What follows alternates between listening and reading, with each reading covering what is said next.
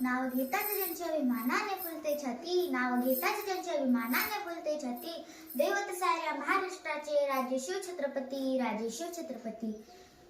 शत्रू सनडले लढले ते स्वराज्यासाठी, शत्रू सनडले लढले ते स्वराज्यासाठी, धन्य केली त्या युगपुरुषाने महाराष्ट्राची माती, महाराष्ट्राची माती. तलवारीचा आवाज गुंजला आठवणीत उभा सह्याद्री, तलवारीचा आवाज गुंजला आठवणीत उभा सह्याद्री, शौर्य आणि पराक्रमांची मूर्ती राजे शिवछत्रपती, राजे शिवछत्रपती.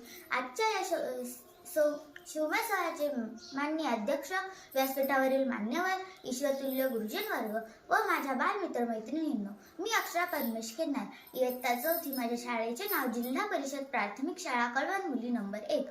आई जिजाऊंचे पुत्र, गोरगरीब रयतेचे छत्र, महाराष्ट्राच्या अस्मितेचे मानबिंदू, हिंदवी स्वराज्याचे संस्थापक, राजाधिराज महाराज श्रीमंत श्रीमान योगी श्री श्री श्री छत्रपती शिवाजी राजांना माझा मानाचा मुजरा, मानाचा मुजरा, मानाचा मुजरा. सर्वप्रथम मी तुम्हा सर्वांना शिवजयंतीच्या हार्दिक शुभेच्छा देते. आदिलशाही, निजामशाही, मुघलशाही यांच्या अन्यायाने जनता त्रस्त होती. अशा वेळी शिवनेरीवर 19 फेब्रुवारी 1630 रोजी एका तेजस्वी ताराचा जन्म झाला. तो तारा म्हणजे आपल्या सर्वांचे लाडके दैवत छत्रपती शिवाजी महाराज होय. छत्रपती शिवाजी महाराजांच्या वडिलांचे नाव शहाजीराजे.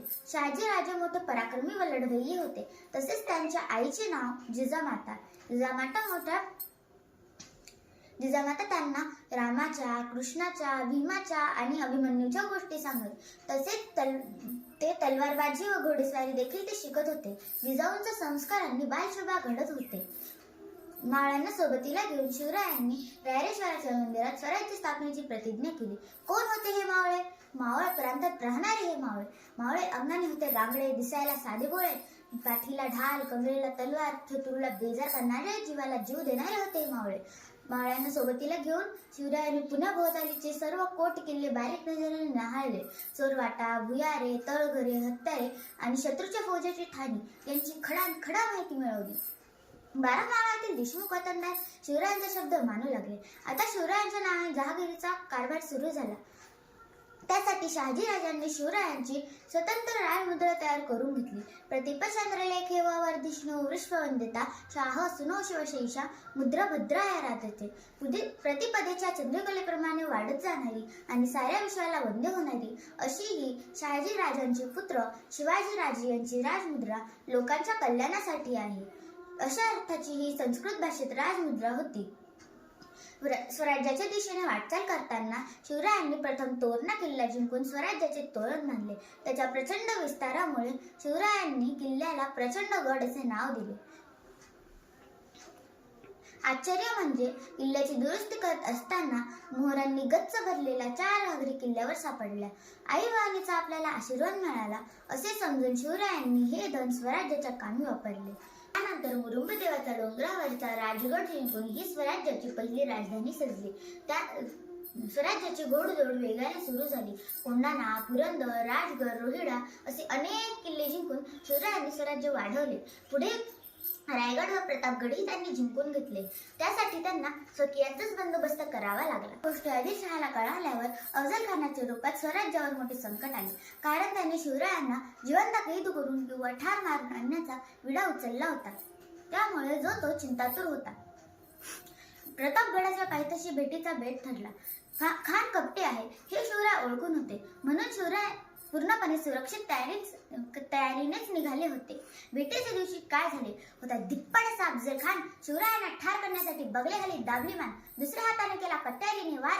शिवरायांचा फाटला अंगरखा चिलखताने वाचले प्राण. शिवरायांनी चपळाईने खानाच्या पोटावर वाघनखांनी केला वार. बिचव्याने खानाचा कोथळा बाहेर काढून संकटावर केली मात. सिद्धी जोहरने पान्हागडाला गेलेल्या वेढीतून निसटताना शिवाकाशीद या बहादूर तरुणाने शिवरायांस मदत केली. तर शिवराय सुखरूप विशाळगडावर पोहोचेपर्यंत खिंड लढवणाऱ्या बाजी प्रभू देशपांडेंनी स्वराज्यासाठी बलिदान देऊन गोडखिंडीची पावन खिंड केली. मुघल बादशाह औरंगजेबने तर आपला मामा शाहिस्तेखानाला शिवरायांवर पाठवले. पण शिवरायांनी युक्तीने हल्ला करून शाहिस्तेखानाची 3 बोटेच कापली. बादशहाला जबरवचक बसवण्यासाठी शिवरायांनी सुरतेवर छापा घातला. पण शिवरायांनी सुरतेवर छापा घातताना नीती सोडली नाही, स्त्रियांना त्रास दिला नाही. या दरम्यान शहाजीराजे यांचे दुःखद निधन झाले. पुढे बादशहाने शिवाजी महाराजांचा बंदोबस्त करण्यासाठी मिर्झा राजे जयसिंग व दिलेर खानाला पाठवले. पुरंदरचा किल्लेदार मुरारबाजी या लढाईत मारला गेला. याचे शिवरायांना खूप वाईट वाटले. म्हणून शिवरायांनी मिर्झा राजे जयसिंग बरोबर तह करून 23 किल्ले व त्याखालचा 4 लक्ष मोहनांचा मुलूक बादशहाला दिला. जयसिंगाच्या आमंत्रणास मान देऊन शिवराय व संभाजीराजे आग्र्यास बादशहाच्या भेटीस गेले खरे, पण मागील रांगेत उभे करून अपमान करून तसेच शिवराय व संभाजीराजांना बादशहाने कैद करून घेतले. तेथूनही हा मराठ्यांचा सिंह मिठाईच्या पेटारातून निसटला तो कायमचाच. कोंढाणा किल्ला पुन्हा स्वराज्यात आणण्याच्या लढाईत तानाजी मालुसरे या स्वामिनिष्ठ साथीदाराने आपल्या प्राणांची आहुती दिली. अशा संकटांना तोंड देत अखेर स्वराज्य स्थापन झाले. 1674 साली किल्ले रायगडवर शिवाजी महाराजांचा मोठ्या थाटामाटात राज्याभिषेक झाला. पण थोड्याच दिवसात राजमाता जिजाऊ या मृत्यू पावल्या. शिवराय दुःखी झाले. त्यांनी कर्नाटकातील काही किल्ले जिंकून घेतले. तेव्हा शिवरायांनी आपले सावत्र बंधू व्यंकोजी राजे यांना स्वराज्यात यायला विनंती केली, पण तेही महाराजांशी फटकून वागत. सतत कष्टमय जीवन असल्यामुळे अखेर 3 एप्रिल 1680 रोजी शिवरायांनी जगाचा कायमचा निरोप घेतला. आदर्श पुत्र, सावध नेता, कुशल संघटक, लोककल्याणकारी प्रशासक, हिकमती लढवय्या, दुर्जनांचा कर्दनका, सज्जनांचा कैवारी आणि एक नव्या युगाचा निर्माता असे शिवरायांच्या व्यक्तिमत्वाचे पैलू आहेत.